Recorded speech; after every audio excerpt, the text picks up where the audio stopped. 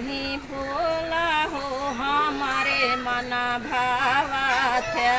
अरे तू ही भोला हो हमारे मना भावत है।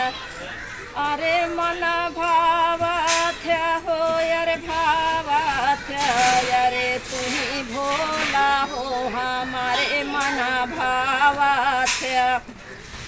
साड़िया गहना बेची के शिव चर्चा करऊ बशिव चर्चा करऊ बई तू रही भोला शिव चर्चा करऊ बई।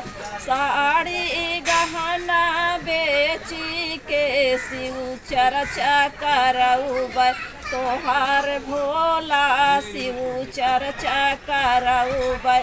तू ही भोला हो हमारे मना भावत हो हमारे मना भावत।